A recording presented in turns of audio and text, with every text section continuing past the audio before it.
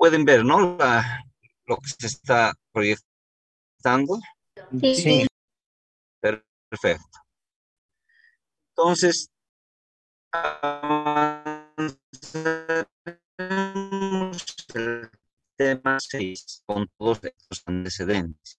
Y aquí entramos a algo más, la relación laboral en forma general, pero aquí específicamente, y por eso les envié el video. Los temas para que ustedes también hagan control, igual les voy a mandar este material. Se denomina el contrato de trabajo. ¿Qué es un contrato en general? ¿Alguien podría dar un concepto? ¿Qué es contrato en forma general? un acuerdo por dos partes. Exactamente. Esa es una definición común, concreta. Cuando les diga a alguien que es un contrato en forma general, es un acuerdo de partes, ¿no? Y podemos ahí ampliar ese concepto. Es un acuerdo de partes donde se establecen condiciones, obligaciones, derechos, deberes, formas de remuneración, motivos de conclusión de ese contrato. Es decir, ya a partir de ese concepto que su compañero da, al decir que es un acuerdo entre partes, entonces podemos ir construyendo el concepto, ¿no? Primero, cuando vamos a hablar de contratos, siempre tiene que haber un elemento importante, la voluntariedad. Es decir, ahí podemos decir, el contrato es un acuerdo voluntario de partes. No podemos decir que hay contrato cuando no hay voluntad, porque la voluntad de las personas es lo más importante en cualquier tipo de relación jurídica, porque lo contrario sería que nos estén obligando a realizar algún acto, ¿verdad? Entonces aquí, a partiendo del concepto que ha dado su compañero, que es bien concreto y bien preciso, podemos aumentar estos aspectos, la voluntariedad, por ejemplo. Para que la ley dice que para que surta efectos un contrato, tiene que haber el consentimiento. Y nos vayamos a ejemplos genéricos.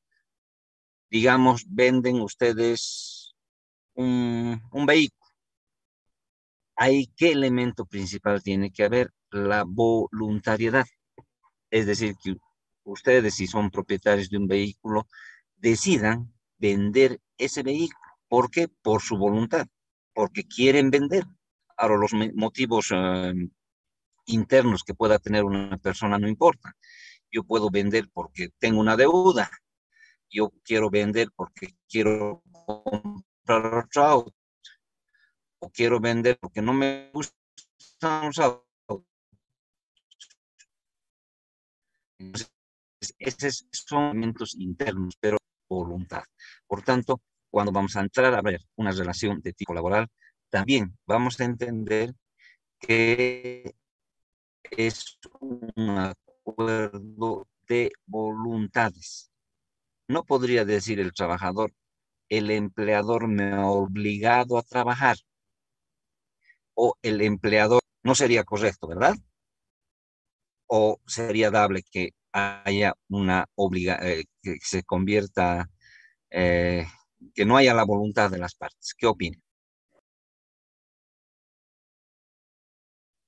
No se podría forzar a ¿Alguien? alguien a firmar algo que no está dentro de su voluntad. Exactamente.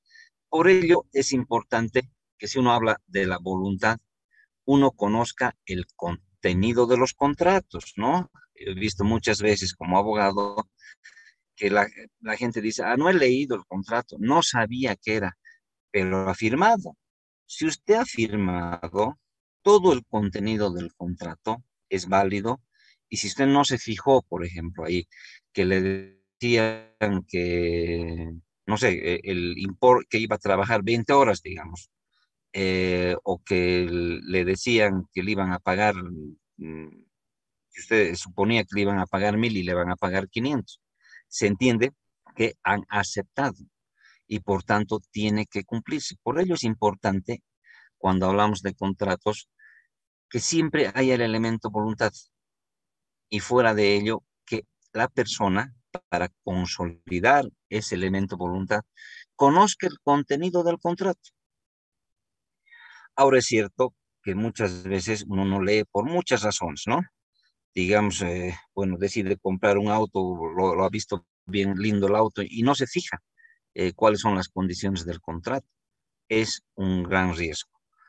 Lo común sucede por ejemplo, hay un ejemplo, o vamos a hablar con un ejemplo de cómo a veces uno no puede leer, y aun cuando tenga formación hasta jurídica, a veces no lee los contratos por lo extensos que son. Este es el caso de las aseguradoras. Si alguien ha contratado un seguro y revisa el contrato, puede tener 40, 50 cláusulas. Y se habla siempre, ¿no? A veces las letras pequeñitas, dice, no debería suceder eso, ¿no? Pero se dice a veces que en muchos contratos hay letras pequeñitas, y eso sí, en los contratos de seguro especialmente pasa eso. Y a ver, les cuento algo real. Una persona contrató un seguro de vida con una aseguradora y el contrato decía que cada mes tenía que pagar una prima de, creo que era de $100, algo así, y que si fallecía, sus herederos tenían un derecho de $10. Entonces están viendo, ¿no? La prima era solamente $100 y decía que si fallece la persona, eh, le iban a sus herederos a dar $10,000. Resulta que sucede este hecho y muere la persona. Cuando los herederos van a cobrar, entonces dicen, sí, evidentemente, aquí dice que si usted muere o si muere el cliente, el asegurado, sus herederos tienen derecho a $10,000. Y ven todo el contrato. Y cuando se va revisando las cláusulas específicas, dice que recibirá los $10,000, salvo así, siempre y cuando el fallecimiento no se produzca por una pandemia. ¿Qué les parece? Así dice, ¿no? O cuando el beneficiario o cuando el titular de ese derecho se suicide. Entonces, hay dos causales, ¿no? Que excluyen el pago de los $10,000. Y seguramente la persona que falleció, la que contrató el seguro, no se fijó en estas cláusulas. Tal vez el tema de que si se suicide podía ser que no iba a pasar, aunque puede suceder, ¿no? En el tema de seguros, ustedes han debido de ver incluso en películas, o se suicidan las personas o las matan a las personas, ¿no? Pero en este caso concreto, y esto es real, esto no es mentira, es con lo de la pandemia. Se va a reclamar al asegurador y sale con esa cláusula. Y había estado en el contrato, solo que estaba en la parte final, en unas letras más pequeñas, donde decía, recibirá los herederos la suma de 10,000, salvo que la muerte no sea producto del suicidio o de pandemia. Imagínense, la persona que suscribió ese contrato fue, creo, el 2018. Y el 2018 nadie sospechaba que podía haber una pandemia, o alguien pensaba que iba a haber una pandemia de esta naturaleza y que se iba a llevar a mucha gente por delante. Nadie pensaba, ¿verdad? Entonces, seguramente incluso la misma aseguradora solamente puso así, porque tampoco se preveía, pues, una pandemia como esta, creo que no se ha dado, pues, en más de 100 años. Entonces, el, los herederos han querido cobrar y lamentablemente no lo han podido hacer porque hay esa cláusula, ¿no? ¿Qué les parece este tema? A ver, ¿alguien podría opinar?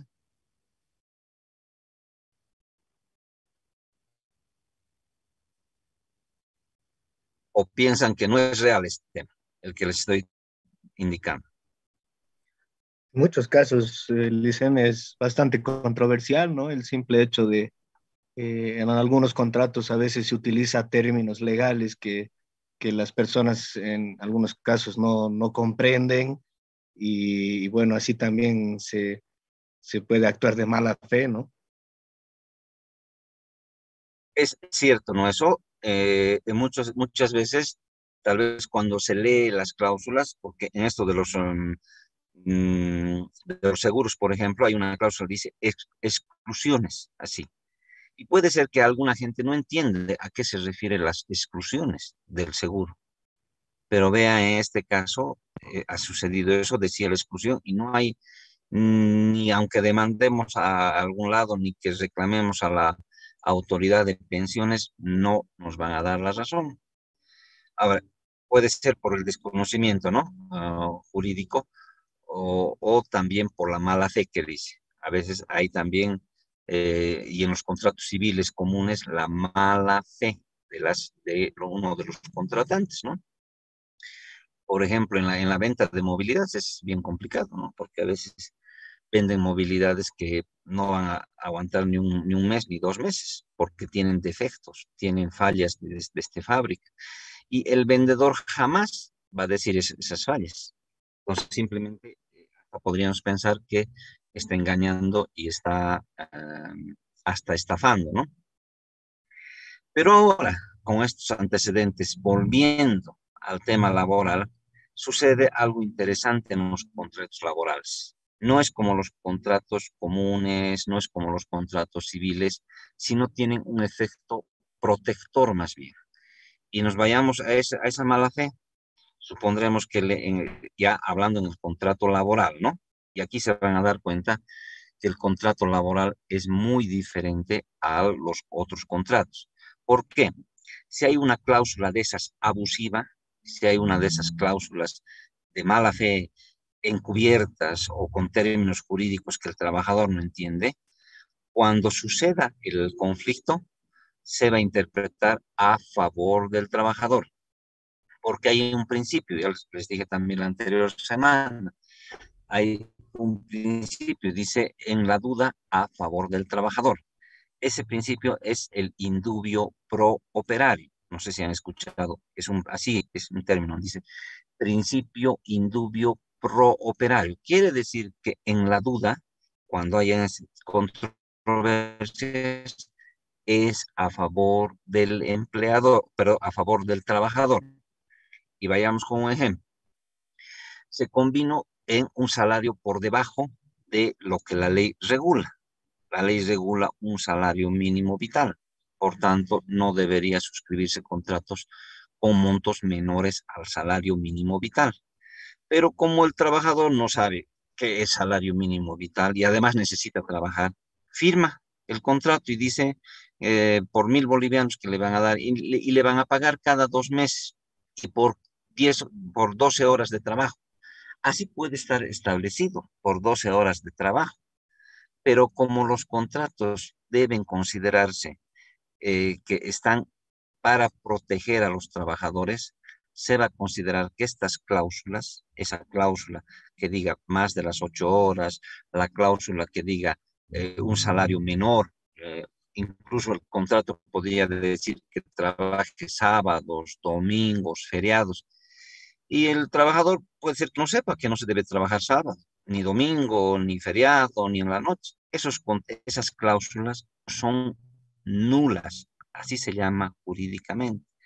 Es decir, no generan efectos. Por tanto, cuando hay controversia, se tendrá que decir, usted tenía que poner un salario mínimo, no ha puesto, le vamos a calcular con ese salario. Tenía que trabajar solo 8 horas, tenían que trabajar y le han hecho trabajar 15 horas. Hay horas extraordinarias que hay que pagar al trabajador. Tenía que trabajar solo de lunes a sábado, digamos, ha trabajado domingo y feriados, se le tiene que reponer, se le tiene que pagar por esos días. Podía decir un contrato que no tiene derecho a vacación. La ley, aun cuando el trabajador haya suscrito, ahí lo hayan hecho reconocer el documento, lo que sea, no tiene derechos del trabajador, a diferencia de los otros contratos, ¿no? En los otros contratos, si uno acepta una condición, tiene que cumplirse, lamentablemente.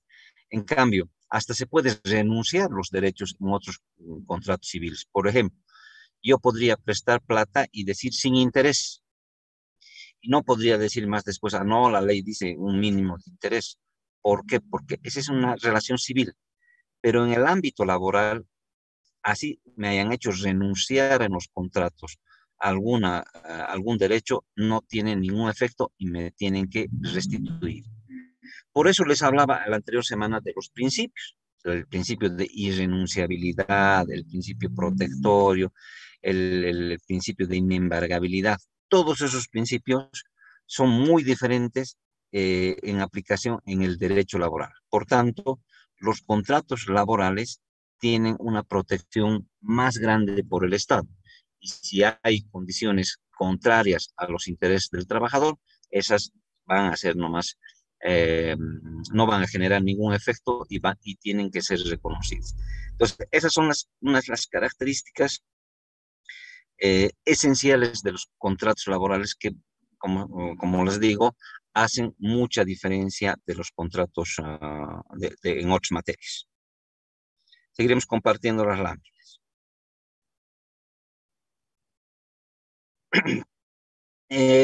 Hemos partido de ese concepto nomás, ¿no? Ahora vean qué dice sobre el contrato este concepto. Dice, el contrato es un acto jurídico, evidentemente, es un acto jurídico. Todo contrato es un acto jurídico, no es un acto, em, no sé, administrativo, es un acto jurídico en virtud del cual, dice, o más partes, dos o más partes acuerdan crear, regular, modificar, transferir o extinguir relaciones jurídicas. Se basa en los principios de autonomía de la voluntad y buena fe, ¿no? Entonces, aquí nuevamente les repito que hay unas características esenciales que dice la autonomía de la voluntad y la buena fe. Seguiremos bien.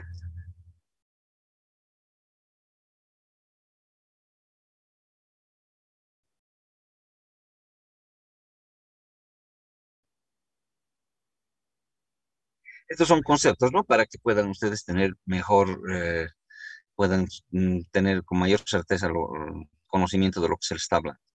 Hay contrato cuando dos o más personas se ponen de acuerdo para constituir, modificar o extinguir entre sí una relación jurídica. Son conceptos jurídicos. Son, digamos, directamente a lo que es el contrato de trabajo. Dice, un contrato de trabajo es un acuerdo entre un trabajador y su empleador. Entonces, aquí surgen dos sujetos en el contrato de trabajo. Dice, un trabajador y un empleador, donde el primero se compromete ¿a qué? A efectuar determinadas tareas, es decir, a prestar algún servicio, ¿no? Entonces, ese va a ser una de las partes. El trabajador va a brindar algún servicio, dice, y a seguir instrucciones del segundo, es decir, a seguir instrucciones del empleador. Esto a cambio de una determinada retribución. Este concepto es importante que ustedes lo conozcan y siempre van a repasar porque incluso puede ser una pregunta del examen, ¿no? Para que ustedes sepan diferenciar qué es un contrato de trabajo. Repetimos, un contrato de trabajo es un acuerdo entre un trabajador y su empleador, donde el primero se compromete a efectuar determinadas, eh, mm, determinadas tareas y a seguir las instrucciones del segundo. Esto a cambio de una remuneración. Si no hay remuneración, no estamos hablando de relación laboral y podríamos estar hablando de cualquier otro tipo de relación, como por ejemplo, no sé, pues un voluntariado que se puede hacer. O yendo al extremo, podríamos estar pensando que hay una condición de esclavitud, porque ya les he dicho también que nadie puede trabajar sin una justa remuneración. Si alguien trabaja sin una justa remuneración, ello implica que está siendo sometido a esclavitud y la ley prohíbe el trabajo no remunerado, prohíbe que alguien trabaje sin recibir una remuneración. Vayamos viendo algo más.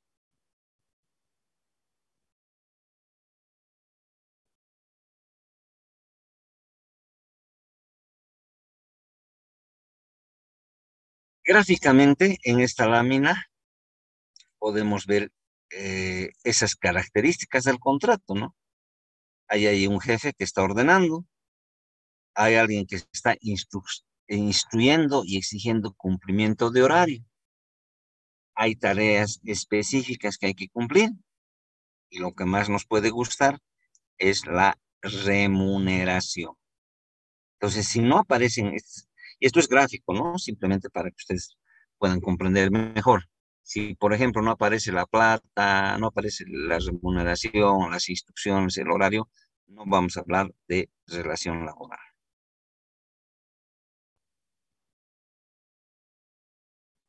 Y esto ya un poquito repetimos también de la anterior clase, pero es importante que lo relacionemos con el contrato de trabajo. La dependencia y subordinación, eso es fundamental, ¿no? ¿Cómo identificamos una relación laboral? A través de la dependencia y subordinación. Si no hay la dependencia y subordinación, no hablamos de relación laboral. Sujeto a una remuneración, dice. Después, veamos algo más aquí. Sujeto a un horario y prestación personal del trabajo.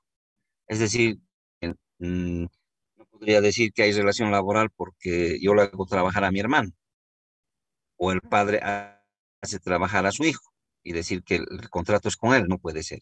Tiene que ser personal con quien está prestando el servicio. Esto hemos hablado la anterior semana cuando hablábamos de la relación laboral y vemos aquí que en el contrato también tiene que haber las mismas características, ¿no? Dependencia, remuneración, sujeto a horario y prestación personal del trabajo. Eso también está en el video, ¿no?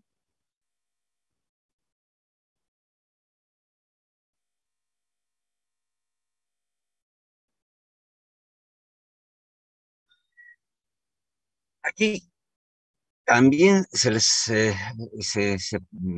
establece en esta lámina lo que ya algo les había mencionado.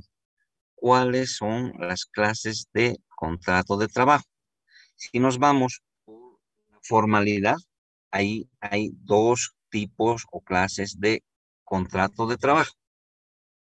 Uno es el escrito y otro es el verbal. Ya les he explicado también, ¿no? En qué consiste el escrito, en qué consiste el verbal, pero lo que siempre hay que recalcar son los efectos que genera cada uno de estos contratos. El escrito nos permite a ambas partes ver exactamente los detalles de la relación laboral. En cambio, el verbal no nos permite ver esos detalles, pero, digamos, como castigo al empleador, es que se va a creer al trabajador todo lo que diga, todo, salvo, claro, por supuesto que se demuestre prueba en contrario. Y un ejemplo, o sea, no es que también porque solamente diga el trabajador, esto va a determinarse. Podría ser que el trabajador diga, me he hecho trabajar 20 horas y el empleador presenta dos o tres testigos que declaran que jamás atrás. Entonces, en ese caso, no se le va a aceptar al trabajador. O podría decir, me han pagado menos del salario mínimo vital, tenían que pagarme 2.000 y me ha pagado 1.000. Y resulta que el empleador presenta una planilla de pago donde se acredita, o un recibo de pago donde se acredita que le han pagado 2.000. Por tanto, siempre lo que diga el trabajador, si bien se va a presumir, es cierto, es salvo prueba en contrario, ¿no? Siempre es prueba en contrario. Entonces, esa es una clase de contratos por la formalidad. Es escrito y verbal.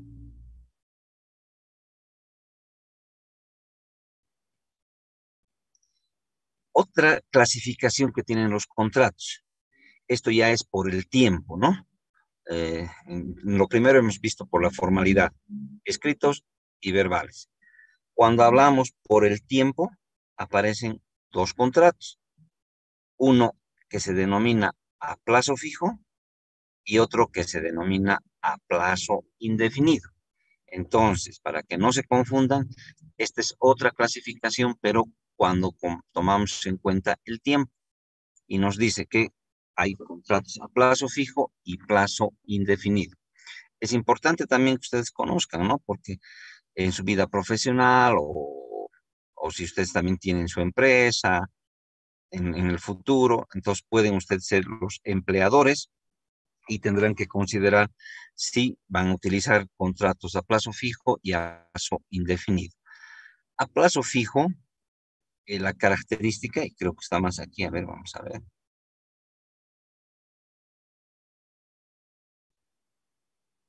A plazo fijo, y está también en el video que les he mandado, a plazo fijo tiene un momento de inicio y tiene un momento final. Es decir, podemos hoy, 27 de junio, decidir la contratación. Ya, digamos, yo soy el empleador, les contrato a uno de ustedes. Y digo por 3 meses, del 27 de junio al 27 de septiembre. 3 meses les contrato. Ese es el contrato a plazo fijo. El demás contenido va a estar igual. El horario de trabajo, las funciones, la remuneración, si hay vacaciones, todo eso va a estar ahí. Pero la característica del plazo fijo es que tiene un inicio definido y tiene un final. La ley dice que los contratos hechos a plazo fijo no podrían elaborarse por más de un año, ¿no? Es decir, a plazo fijo es máximo hasta un año. Puede ser un mes, puede ser 15 días, 60 días, 90, 180 días, pero máximo hasta el año podría ser el contrato a plazo fijo, ¿no? Así, esa es la característica. Entonces, si ustedes quieren diferenciar si un contrato es a plazo fijo o indefinido, en el caso del plazo fijo, simplemente hay que fijarse cuándo empieza y cuándo finaliza, que tienen que tener fecha exacta. En cambio, el plazo indefinido es un contrato por el cual, si bien puede tener una fecha de inicio, una fecha de suscripción, pero este no tiene una fecha de finalización.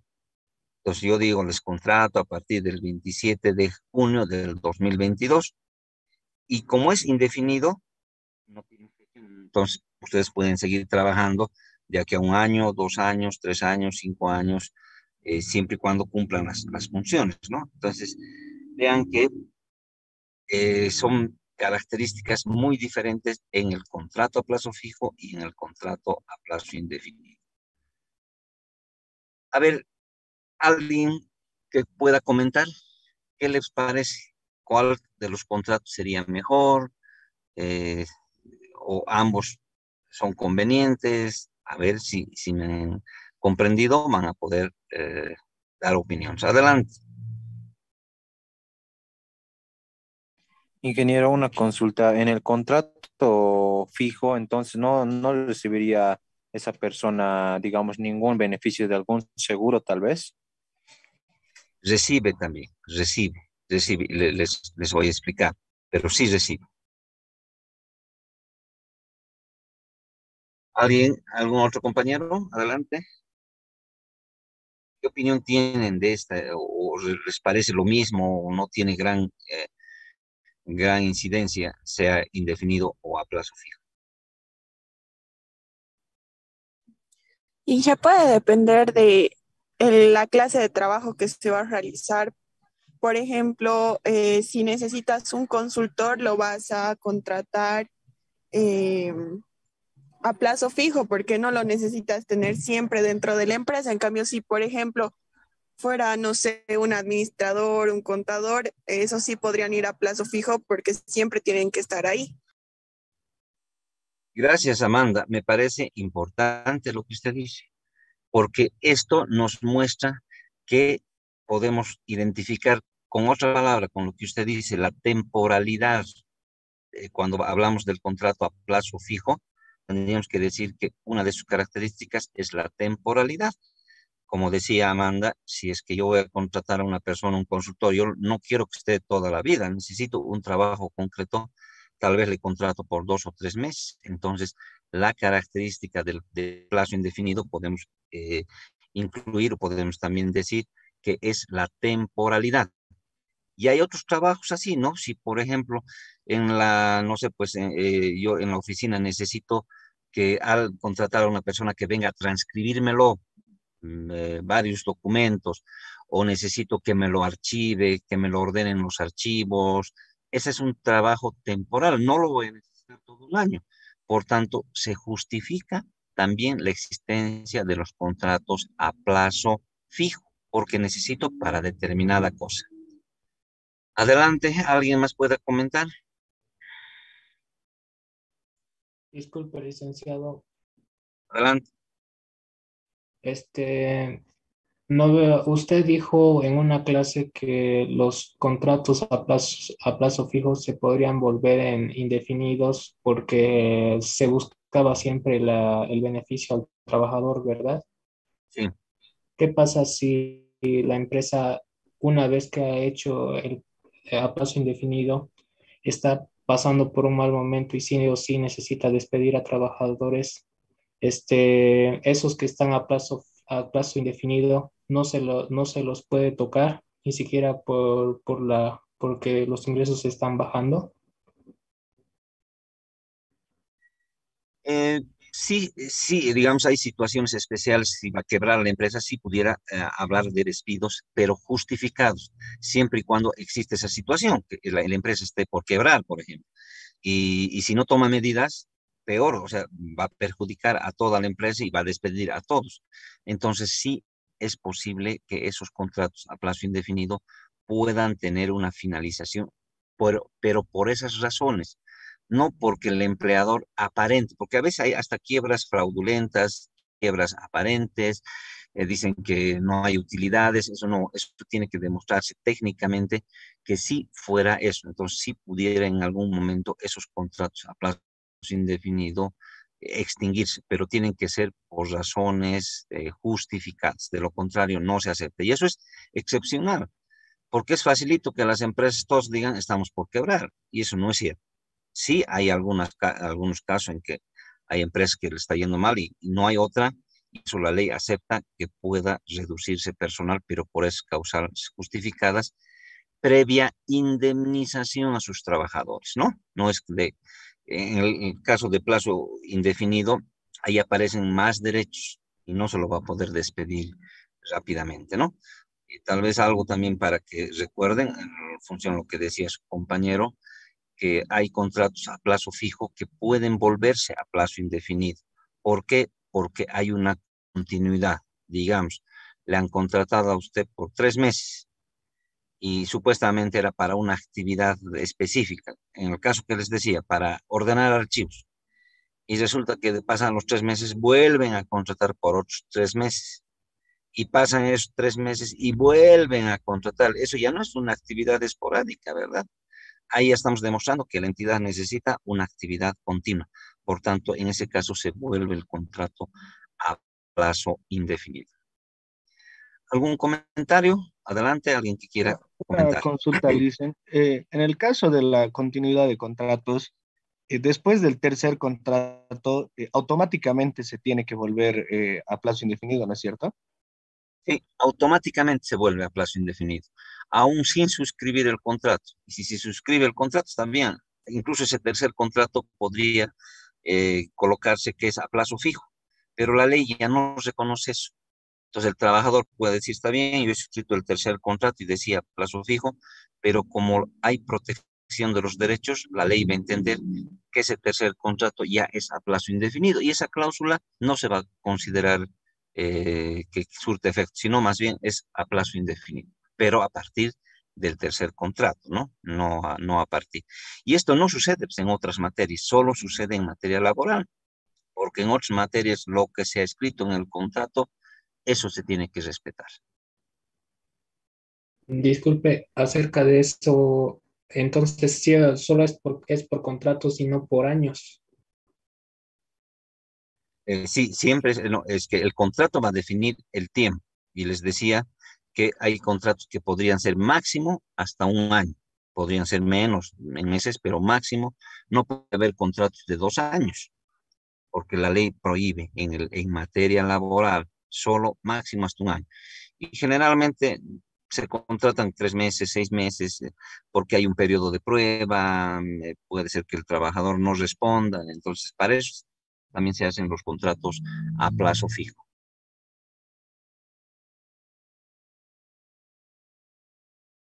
¿Alguien más que quisiera comentar?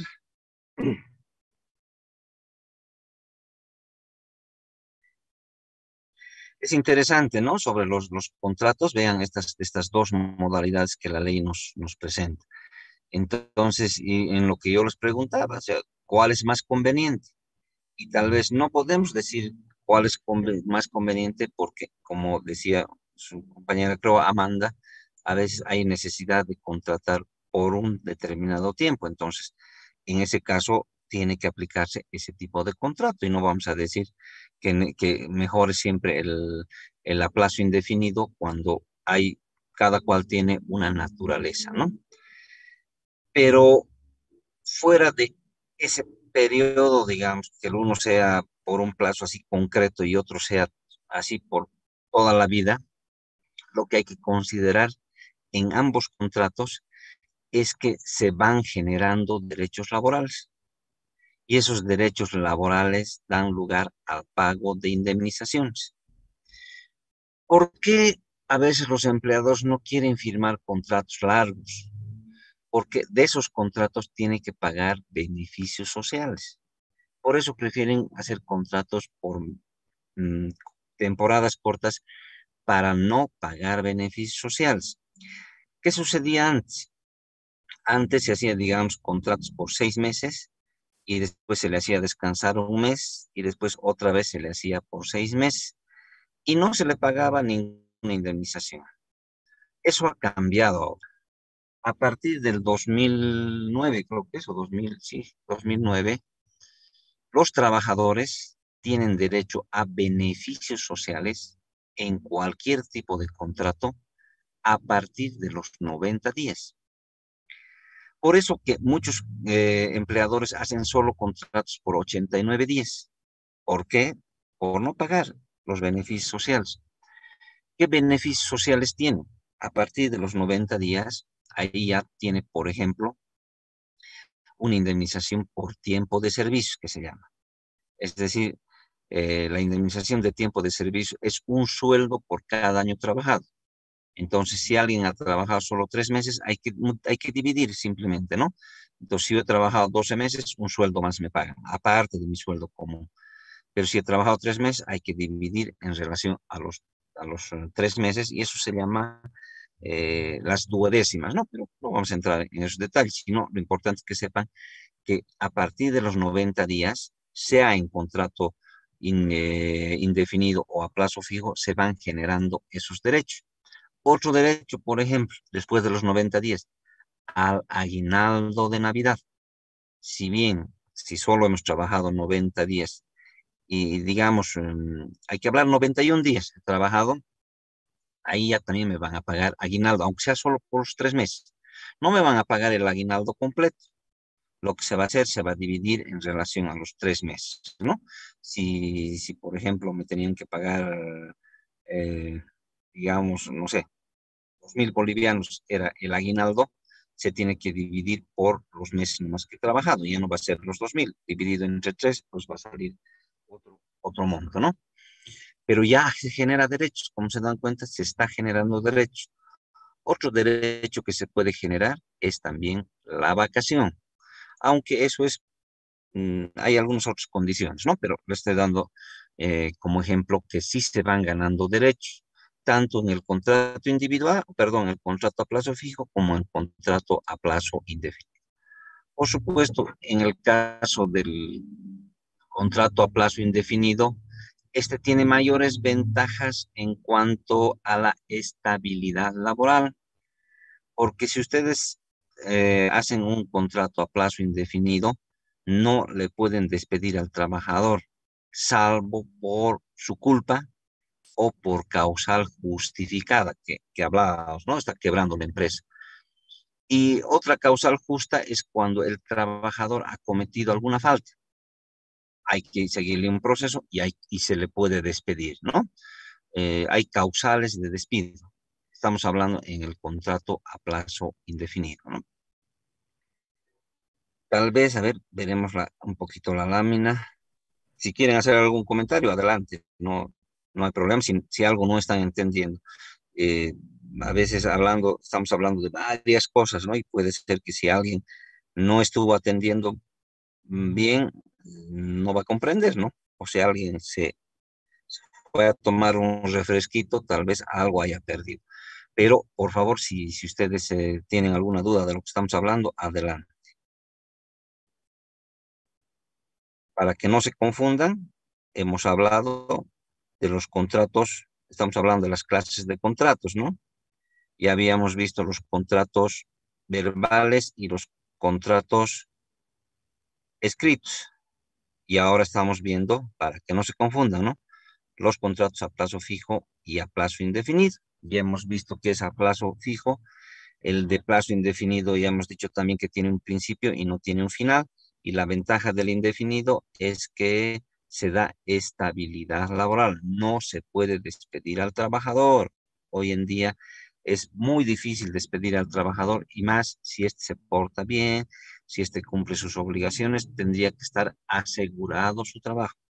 Pero si este trabajador es negligente, viola, por ejemplo, revela los secretos industriales, incumple sus funciones o comete faltas como llegar en estado de ebriedad o con efecto de algunas sustancias estupefacientes, no sé, con cualquier actitud que el trabajador, que está prohibida en la empresa, ¿no? Imagínense que sea un trabajador agresivo y los agreda a todos sus compañeros todos los días, los pega. Y, y esto sucede en algunas entidades, especialmente en los trabajos manuales. Hay trabajadores muy agresivos, ¿no? Y tienen constante conflicto con sus trabajadores. Eso les puede dar lugar a que sean despedidos, pero ahí estamos viendo que hay una causal justificada. Mientras se porte bien el trabajador, si está sujeto a un contrato a plazo indefinido, no debía preocuparse, porque la ley le protege y le da estabilidad laboral. Ahora, ya hemos visto estas dos clasificaciones por las formalidades y por el tiempo. Ahora veamos las condiciones para poder suscribir este contrato, porque no todos pueden suscribir este contrato, ¿no? Habrá que ver qué condiciones necesitamos. ¿Cuáles serán las condiciones que necesitamos básicas para suscribir el contrato? A ver, ¿alguien podría comentar?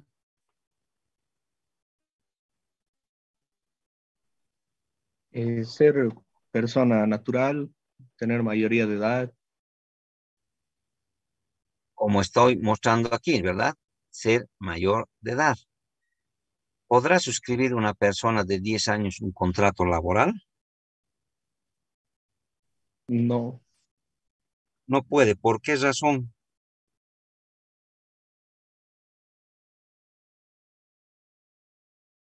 porque Por una según la, razón. sí, Adelante, adelante. porque según la ley no está apto para tomar decisiones de esa importancia. Exactamente, ¿no? O sea que tenemos que tener algunas condiciones básicas para poder suscribir un contrato. Si no tenemos esas condiciones básicas, no se puede suscribir el contrato. Y una de las condiciones básicas es precisamente la edad. Es decir, no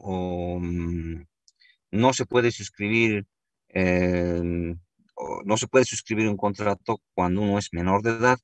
Quiere decir que tiene una falta de capacidad jurídica. Eso hay que recalcar. Estamos hablando capacidad jurídica. No quiere decir que la persona de 10 años no sea capaz. Es capaz, pero no tiene una capacidad jurídica para decidir, porque se entiende que recién a los 18 años tenemos capacidad para decidir. Antes no se tiene esa capacidad. Por tanto, hay que considerar que no se puede suscribir por menores de 18 años. Ahí lo he puesto en rojo menores de 21 años porque hasta el año 96 o 94 la mayoría de edad se alcanzaba a los 21 años. Y todavía hay alguna gente que habla que la mayoría de edad es a los 21 años. Lo he puesto esto para que ustedes se den cuenta que lo que está en rojo ya no es lo vigente. Entonces, todos los que tienen 18 años son hábiles para poder suscribir contratos. ¿Qué otras condiciones se necesitan? Como usted decía, que ambos estén de acuerdo en el contrato. También, claro, la voluntariedad. Si no hay voluntad, no se puede suscribir los contratos, ¿no? Hay una posibilidad de que los menores de 18 años puedan suscribir los contratos y es cuando se han emancipado. La emancipación es un trámite que se hace ante un juez respecto a la persona que no siendo menor de edad necesita, por ejemplo, trabajar. Entonces es un trámite rápido, ¿no? Que sale de la tutela de los papás y esto no es ilegal, no es malo ni nada. O sea, precisamente, imagínense que hay un chico de 16 años o 17 que necesita hacer contratos, entonces puede buscar su emancipación y si logra la emancipación, a partir de eso, él puede suscribir válidamente aún no siendo mayor de edad. Dicen una consulta. Pero la emancipación, adelante, ¿La emancipación tiene que tener autorización de los padres o puede ser directamente hecha por el menor de edad? puede ser hecha directamente por el menor de edad. No, porque imagínense si necesariamente tendría que ser autorizada por los papás, puede ser que esa autorización nunca llegue, nunca se le dé, ¿no? Porque podría ser que el papá, por X o Z motivos, ya está pensando que su hijo se quiere ir de la casa o lo que sea, puede negarle la emancipación, pero no. El trámite es aceptado para los menores, no sin necesidad de que los padres puedan consentir. Hay en otras ocasiones que son los padres más bien los que ayudan a los hijos a que se emancipen precisamente por estos temas laborales.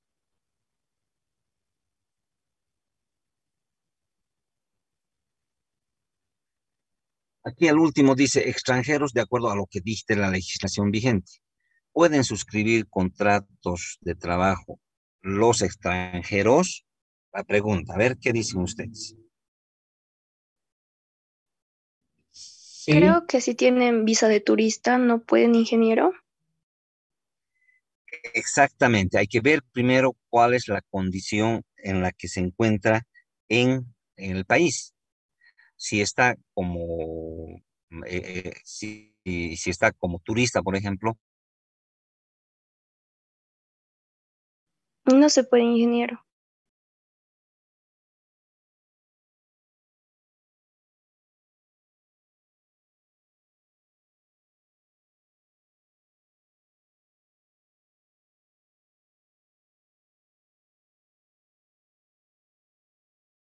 hay lugar a poder trabajar. Tendría que buscar una visa de trabajo, ¿no? Y por tanto, solo así va a poder trabajar y poder suscribir.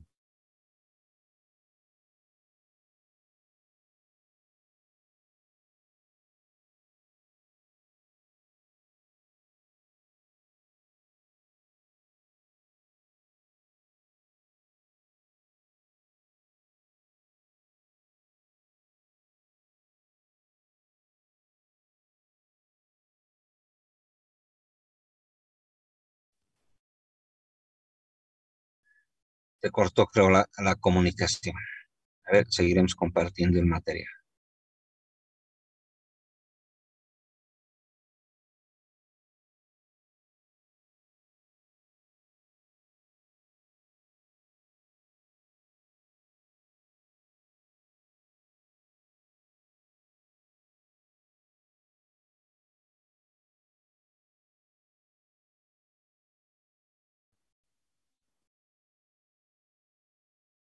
A ver, veamos qué ha pasado.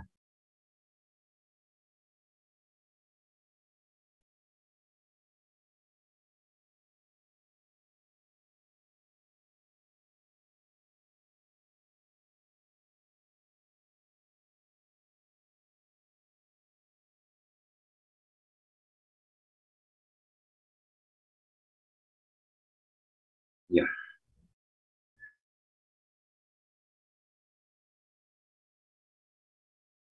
Estábamos hablando de los ejemplos, ¿no? Ahora vemos el contenido del contrato. Estamos recepcionando bien, ¿no? Sí, licenciado. Se cortó un momentito. Ya vamos al contenido del contrato. Entonces, en función a ver la edad, a ver si es nacional. Entonces, ¿qué se tiene que hacer? Identificar a las partes. Y ahí se tendrá que poner los nombres, apellidos, direcciones, documentos, para que identifiquen y se firme el contrato, ¿no?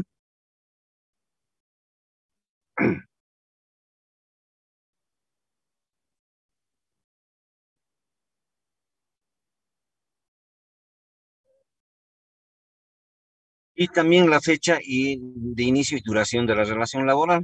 Dice, estos datos deben colocarse, aunque sea un periodo de duración previsible.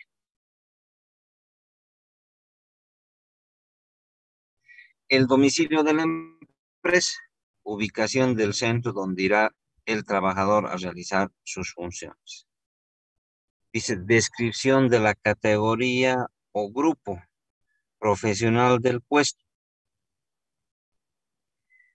Explicar, dice, en términos generales, de qué se trata el puesto de trabajo, ¿no? Entonces, necesariamente hay que especificar de qué se trata el puesto de trabajo y especificar las funciones que uno va a cumplir, ¿no?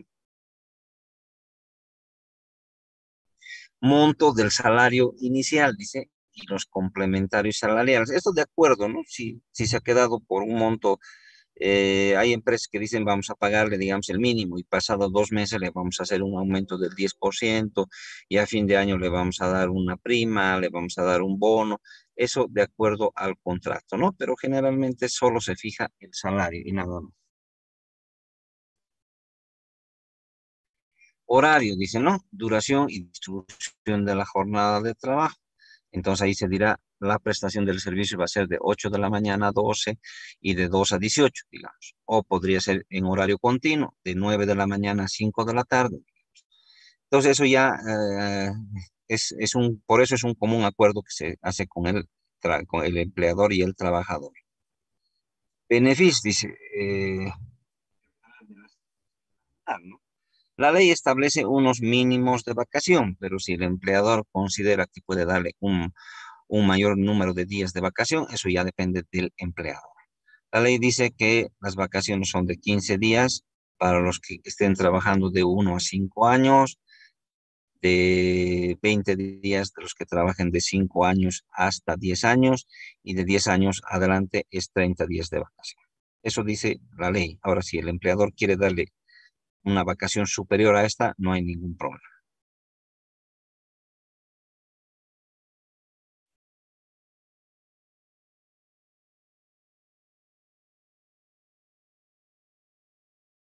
Estos aspectos, de estos plazos que dice aquí, periodos en los que se debe dar aviso para finalizar el contrato, hoy en día no está, ya no se aplica esta parte, ¿no? Porque no hay ya un preaviso. Antes había un preaviso, se le podía despedir al trabajador, se le decía de aquí a 3 meses, ese era el preaviso que se daba, de aquí a 3 meses le vamos a despedir, más o menos así se decía.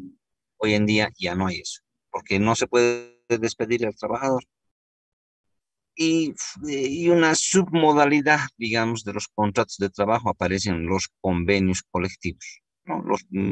Los contratos de trabajo en la generalidad son individuales, es decir, empleador y trabajador, pero también hay una modalidad y se llaman convenios colectivos entre el empleador y un grupo, entre el empleador y un grupo de trabajadores. Eso se llama el convenio colectivo. A ver, veamos algo importante más que hay por aquí.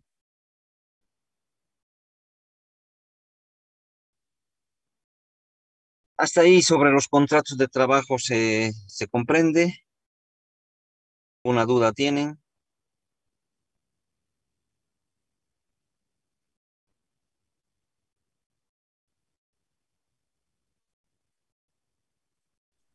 Eso de las vacaciones por 15 días son al año.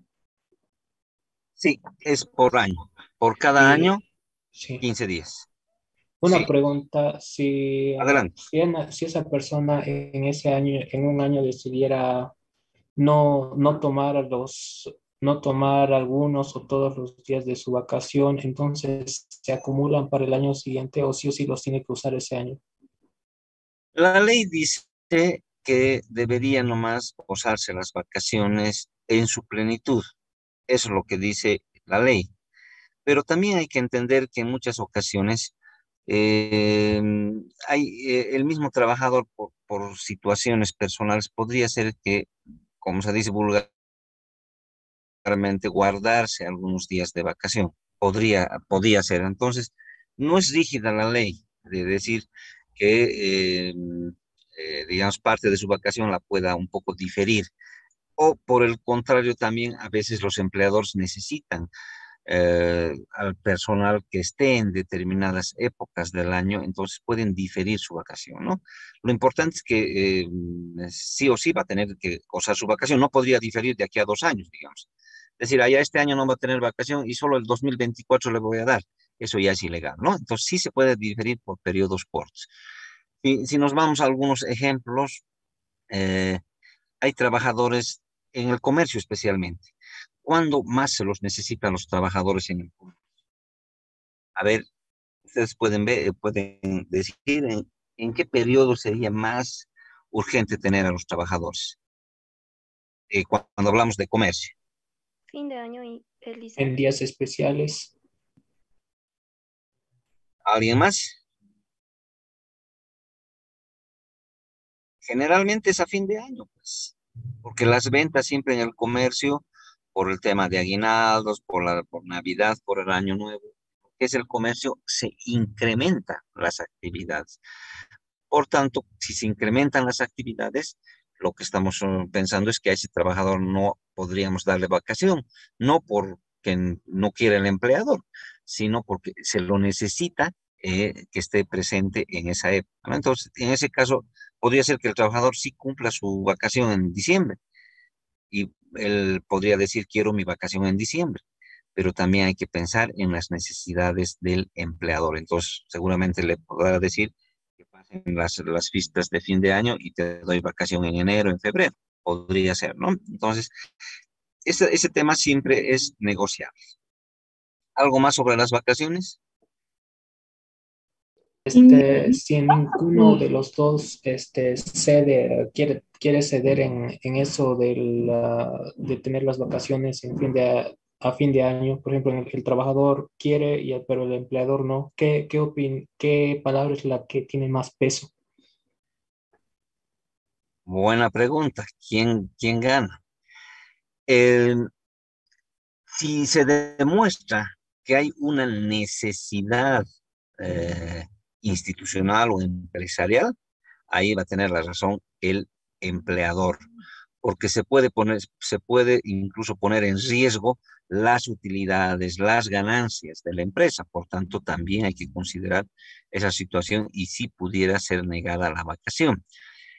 Es diferente que, por ejemplo, el trabajador demostrara una necesidad apremiante, que tiene un problema personal y que quiere utilizar las vacaciones.